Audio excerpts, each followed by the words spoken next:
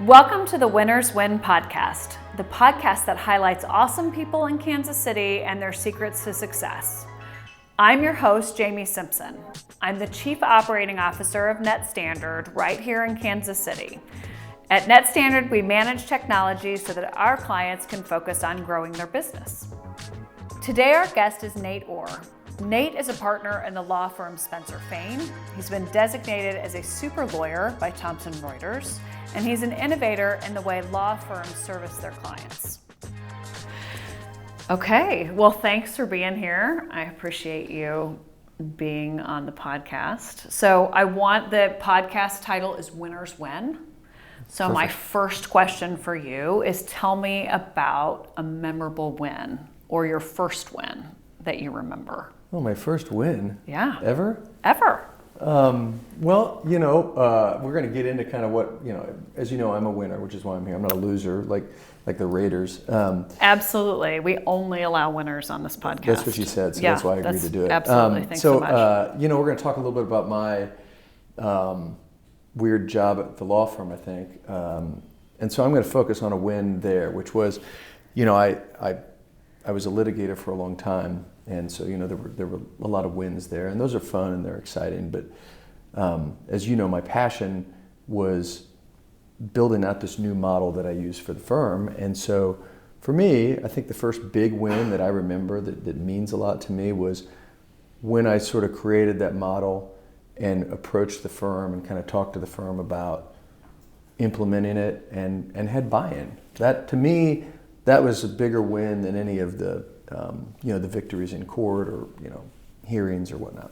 Why do you think that stood out more? Did you care more about it or? Yeah, I did.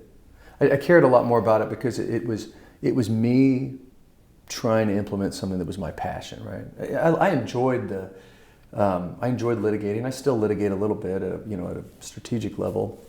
They won't let me go to court anymore, but that was my passion. So that's why it meant a lot more, right? I mean, it was kind of a dream. It was kind of hey, I've got this idea for how to better the service model we have in this industry, and I think it can work. And so getting some buy-in and seeing it grow was fun. That's great. Okay, so now we should back up so that we can set the stage for what you're talking about. So tell me a little bit about you and what you are building at Spencer Fane, or what you have built, essentially. So we built it at the firm. I wouldn't say that I built anything, but I've been at the firm for 23 years, and as you know, you and I know each other really well. I was a litigator for a long time, and then about 15 or 16 years ago, when I made partner, I had this idea about going out to the marketplace in a different way. Part of that is lawyers at these bigger law firms all sort of self-identify by their practice area because everything's so specialized. And it's a kind of a vertical siloed approach. And my thought was business problems don't exist in these artificial silos that our industry's created inside the shop. They're complex, they're multidisciplinary, and I thought, why not go out to the marketplace on this horizontal approach, right? Why not go out and say, hey, you don't care how the sausage gets made, you just want the sausage made. You want one throat to choke, so to speak. I want to be the kind of air traffic controller for sausage making. I want you to know you can call me, I'm going to get the sausage made. You don't need to worry about how it gets made. I just need to know what day you need it. And that was really kind of the idea, was to go out and have my specialty in a larger law firm be in some way a business developer, but in a larger way that outside fractional general counsel role for those business clients, a conduit into the service package that we've got across 25 offices at Spencer Fane. So I think when we edit this video, we need to make sure that your title is air traffic controller for sausage making. I think that's really good. I've never used that before. Clever. So it was so good. I loved it. Podcast. Yeah, okay, I really like it. I expect you to update your LinkedIn later today with that. That's really air good. Traffic controller air for traffic sausage controller making. for sausage making. Right, so good. That. So what were, back to the point, what were some challenges you had when you first thought of that service model? Because it is different. It's not the way, like you said, a lot of big practices run. So what challenges did you find as you went through the development of that idea? Okay, yeah, and I should say this. I mean, look, I don't want to say that there are no other lawyers at big firms in this market or other markets that are collaborating. It's just that our model is built, our compensation model is one that's built on billable hours. And so most lawyers have their heads down working on things so they can bill those hours. It makes it very hard to air traffic control other people if you're supposed to be getting your work done. Sure. So the big challenge there was, how am I going to unplug myself from a lot of billable hours and invest a lot of non-billable time air traffic controlling, which is really the secret sauce, is that I do this on largely a non-billable basis. I spend a vast majority of my time not billing, just trying to build teams to give more efficient service delivery. So at the beginning, I was a pretty young guy, and I'm having to go do this thing, not bill. I've got brand new partners because I'm the little baby partner, and I've got fiduciary duties to the firm to make sure that I'm providing value and money, and I'm not doing it by billing a lot of hours. And so it was a little bit of a leap of faith. The other big challenge there was that I was oftentimes utilizing lawyers that were a lot older than me, great practitioners who could deliver the better services to the clients than I could. I don't do employee benefits work or M&A work. And so it took me having to go to the team members, a lot of whom were older than me, and build relationships and have them trust me. It's an ecosystem, but it's hard to do when you're 32, Yeah. So how did you provide value back to the organization? What did that look like? How did you prove the value, I guess, is a better question. I think, it's not rocket science. I mean, I think if you're going to do what I do, you better be producing a lot of work that comes in the doors. Right. I mean, if you're not going to work a lot of hours, you better be finding a lot of hours for people to work. That's really how I did it.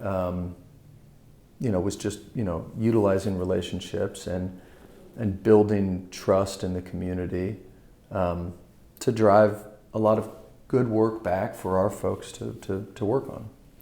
Was there something specific that you ran into, or maybe in your history, that inspired you to look at legal services this way? Was there something about it that struck you as missing, or were you involved? Where did the idea come from?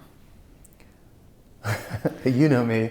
I think I've always been a little bit salesman-y. People use that in a bad way. No, it's a good way. So I think I think I had an innate personality and skill set that lent itself to this, and I could tell from the little bit I had dabbled in the first 5 to 7 years as an associate that I enjoyed that part of it. Right, I enjoyed going out and meeting somebody and convincing them that we could do good things for them. So that I think pushed me in that direction anyway. But in terms of the gap that I saw, I definitely identified what I thought was a service delivery gap that I think still largely exists in our industry. And again, it's a amalgamation of things, right? It's our compensation models in the firms where you got to be billing the hours. It's you folks on the outside in the business community told us in the 80s and 90s, no more internal meetings. These cost too much money. Right? I can't have Bob talking to Katie, talking to Mike. No, thank you. Yeah, you stack a bunch of billable hours on top of each other and meetings get very expensive. And that was a pivot, I think, in the 90s. I've been at the firm long enough, I've got access to a whole bunch of really cool old historical stuff about Spencer Fane. And one of the coolest things I've got is I've got some old invoices that went out. And, I won't mention the name of the client, but, big firms used to have institutional clients. Sometimes they were in the same building as the law firm, and these folks would go out for martini lunches every Tuesday, and they were like, these are my lawyers. We've used them for 40 years. They're our lawyers. They didn't move. They didn't shift. So we didn't have an obligation to sell. We didn't even really have an obligation to serve, be accountable. I mean, I think we would serve, right. But I've seen invoices from the 80s from our firm to XYZ Corp that says for March of 1987, for legal services rendered, $37,000. I mean, Yeah, that's right? insane. Sure. You know, and it's crazy. Yeah. And you folks wised up, unfortunately for us, and said, no, we're not doing this anymore. We want itemized. What is that? Yeah, 37. we want time entries. We want to know what led to this. And when that happened, we were then disincented from talking to each other inside the firm to some extent, right? If I can't bill for it because I know you're not going to pay for it, then I can't go down the hall and talk to my partner about your spinning off of your division, right? You called me because I'm a corporate person, but spinning a division off isn't a corporate thing. Yeah. Or an employment thing. It's a corporate thing and an employment thing. And there could be a unfunded pension liability. There could be a lot of stuff. And so my thought was, if I can connect the dots so that these people don't have to spend a lot of excess time in meetings, but I'm making sure all the arms know what the other arms are doing, it will make it a more efficient, cost-effective, and faster return of work product for the business on the outside. Did specialization change anything in that? I mean, when did that come about? Because it seems to me too that there's been a change in legal services, at least from a business perspective, from having one guy that just sort of does everything to having a specialist for HR and a specialist for M&A and a specialist for whatever. Fire, I had to deal with one for fire inspection the other day. So did that come about at the same time that some of that sort of siloing occurred, or is that a different problem? No, I think you're spot on. I think, not that long before I started practicing in 99, 2000, the big law firms, and the big law firms now, we've got 500,000 lawyers. The big firms back then had, 50 to 70 lawyers, and everybody kind of fit in the litigator or the transactional side, really. I mean, there was some specialization. You had labor lawyers and things like that, but you really did. It's surprising. Doesn't seem that long ago to us, I'm sure, that just in the 80s and the 90s, you did have more generalists in these firms. I'm a litigator. I litigate everything. Well, part of what happened is everything got more highly regulated. Right. It's the statutory and regulatory fabric of local, state, and federal, just the morass that makes it very hard to do business. Right. Not good for business. Not terribly bad for our business, because it did require more specialization, and law firms began to have individuals get more specialized. And so, you made the joke, now I've got to get a fire guy or whatever. We don't even have banking lawyers anymore. We have consumer regulatory compliance people. I mean, it's so hyper specialized that people in our financial services group, which is very large, they have their own subspecialties. So, yeah. Well, I think one of the ways we hit it off is I think our industry is very similar, right? It went from having sort of your general IT guy who can kind of do all the things to now you need somebody who knows network and somebody who knows voice and somebody who knows, and that changed the way IT companies had to service too, because there is this kind of general, you need somebody who can fill in the gaps between all of those things. I think yours has exploded even more, right? I mean, just because of the technology. I mean, you're exactly right. The general IT person is totally superfluous now. Yeah. Well, and as some things get simpler, other things get harder, and that's true in most industries too. Okay, we've solved this problem, we've made billing easier, or we've made voice easier, but now we've got this big problem over here because there's so much data or whatever. Sure. But that's super nerdy. No one cares about that. So, I do. Thanks. I appreciate it. You mentioned it a little bit already, but do you think there's something unique about Nate Orr that makes you specially able to sort of see these problems? Like, is there something, do you have a certain value that's important to you, or is just your general chattiness that makes you great at it? But I don't know if there's anything unique about me that made me good at identifying that issue, other than it wouldn't be unique to me, but I've always been a more probably business-minded than legal-minded. I don't know how I even ended up at law school. How did you end up at law school? I was dating a girl in college who was going to take the LSAT, and she had the little prep book there, and I picked it up, and I didn't know what I was going to be when I grew up, and I flipped through. All it is just little problems, Julio works at the fire station and can only work on Tuesdays and Thursdays, and Mike can only work on days that are 2 days after Julio, and it was like little word problems. Little games. So I took a little game thing and I became a lawyer. And so I think the whole time I was a lawyer, I was thinking of things more in the business way. My dad was a businessman, and I don't know. I think that's probably what happened. So I don't know if there's anything unique about me that made me capable of identifying that service delivery gap, because I was just thinking about it from the customer's perspective. Yeah. But there probably is a personality skill set that one would have to have in the walls of organizations like ours to actually do the thing. Because it is, these are flat organizations, partnerships, these law firms. Yeah, sure. Get a lot of bosses, get a lot of cooks in the kitchen. One or two admins, yeah. Yeah, and so because of that, you really have to be as,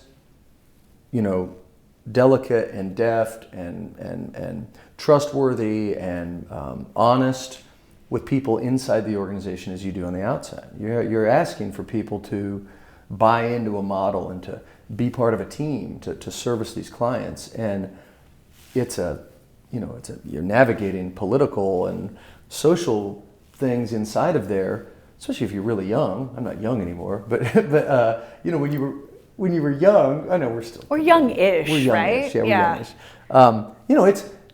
You've got to make sure that you're working with people and encouraging them, but also providing feedback constructive if it needs to be, in a way that doesn't alienate folks from you, right? It's not the Ford Motor Company. There's not a chain of command where you can go, I don't care, Sally, get it done. I need it on Tuesday. It doesn't work like that. Yeah. I would hope people wouldn't act like that anyway, but particularly in a flat organization like ours, you've got to really have people wanting to work with you on stuff. And that, coupled with the outside salesman-y stuff that a lot of lawyers don't have or want to do, that might be a unique thing for me. Yeah. I think it's okay for people. I think we went through a phase where we felt like everything, and we'll get to this in your interest area too, but we want everybody to have access to every type of opportunity, and that's important. But I do still think there are certain characteristics that certain individuals have that lend them to something different than something else, right? Like, I was talking to somebody the other day, and she has a new kindergartner, and she was talking about the kindergarten teacher, and her comment was like, not my thing. And I was like, me either. Really hard to do in a totally different way than what I do. Not my jam, right? And so anyway. Valuable work. Yeah. But not for everybody. Right. I think if I could give my kids anything, it would be like that ability to figure out what their thing is. Like, what is it that I'm differently good at that some people aren't good at? And I think it takes forever. I don't think I really figured that out for me until I got into my 40s, maybe. Well, you and I have talked about that very thing, that everybody can't do everything, and everybody shouldn't have to do everything. And I think I told you my analogy on that is, in our organizations, law firms, I like to think that Spencer Fane is out on front of the curve. I certainly do. I think we've got a more nimble, creative, entrepreneurial approach. But historically, these law firms, they were asking everybody in the firm, if it was a baseball team, they were asking everybody on the team to play all the positions, right? You need to go out and find some work. You need to hone your craft. You need to write well. You've got to be great in court. You've got to, whatever it might be. That we were asking everybody to play all the positions. And that's goofy, right? No Major League Baseball team would say, we're going to have you play shortstop today, and then you're going to be the starting pitcher tomorrow, right. And then you're going to be the catcher on Thursday. Right. It's insane, right? You need to figure, who can pitch? Oh, you can pitch? Then we're going to have you be a pitcher. Oh, you suck at pitching? Then we're going to have you be a shortstop.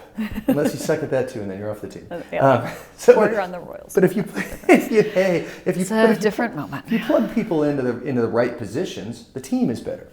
So I think that's very true. Okay, I want to, with the few minutes we have left, I was doing my research on you, Nate, and I found some interesting things, and we'll see if we get to all of them. But I did notice that you have spent a lot of time and energy in the community, right? Giving time back to the community, and you seem to be interested in, I know you're on your firm's board for DEI. So tell me a little bit about what your interests are, how you take what you do well and use it in other spheres of influence. I appreciate you asking about that, actually. Community involvement is more important to me than anything I do at the firm, to be candid. It's the real passion for me, and that comes from my parents. Both of my parents were extremely civically involved. I've talked about this before a lot. And that just was ingrained in me. I mean, again, both of them were involved. My mother gets mad when I tell stories about my dad because they were both involved. So mom was extremely involved. But I do remember my dad was involved in these, JC's meetings, which was a civic organization from back in the 70s and 80s. And, he tells stories about how he'd bring me, I was a baby, and he'd just sit me on the bar and they'd have cocktails and they'd be having one of their meetings after the meeting. And I think I picked up some of that through osmosis, and it's extremely, extremely important to me. The good thing about it was, for what I do and for when I was kind of coming up and making connections in the community that enabled me to have relationships where I could build trust and then do what I do now for money, it allowed me to dovetail a passion with something where I could monetize it. It made sense for my actual profession and my practice. And so I appreciate you asking about it. It's something that I'd like to see my kids get involved in as well. So what are you doing right now? What's your current project that you're working on? Well, so I am on the firm's DEI committee, and that's a big passion for me too. You and I have talked about in the past for a lot of different reasons. That's one of my core value propositions. I'm also chairman of the firm's charitable contributions committee. So those are internal things that I'm involved with. I, right before the pandemic, came out of 4 years in a row of being the chairman of 3 different big outside community organizations. And as you know, I was happy to get married last year. And as we were getting into the pandemic, my wife said, it might be nice if we took a couple of years just to kind of focus on the family and not have board chairman on the resume. And so right now I'm loving it because I'm dabbling. I'm getting involved in this arts organization or this civic organization. I'm still on the board and the executive committee of the Downtown Council, which is a big passion. But I'm kind of free agent-y right now, so it's great. So if you have something you need, let me know. I'm happy to help out. I feel like what you just did is notify everyone that if they need a board chair, that you're actually available. That's what I heard you say, but I won't tell your wife that. Okay. Yeah. No, I think it's good. I think sometimes it's easy to get really sort of laser focused and heads down in one particular organization, and there's so many great things happening that I'm sure it is fun to get to kind of play the field, so to speak, in your civic world. You put it that way. I didn't. Again, another thing, not to tell your wife. Well, I got it. No problem. Yeah, no, I think that's really interesting. When I was looking you up for the podcast, I got to see your slow jam with Sly James that you did, which is still alive and well. Check it out. Go check the slow jam out. It's so good. It's well worth your time. It was really fun. That was such a great idea. That was the most fun thing I ever did civically, and I have to thank the Downtown Council for letting us do it because it was an insane idea. But the mayor at the time. We replicated the Jimmy Fallon slow jams, and in place of the Roots was a good friend of mine, Kim Coleman, who's a great musician. So good. With the Fantastics, and in fact, Kim, with the building we are sitting in right now, Kim is integrally involved in rehabbing this building and starting Vine Street Brewing. So check out the beer as well. But that was a blast. And I can't believe they let us do it. It was really fun, and I think to get the mayor involved and do I just think sometimes, civic organizations have a reputation of having like they feel like they have to put on this ultra professional, hyper, official sort of look. And I just love when I think everybody gets involved when you can take a step back and kind of make fun of yourselves and do something. Were you a natural performer, or was that uncomfortable for you? No, I enjoy performing.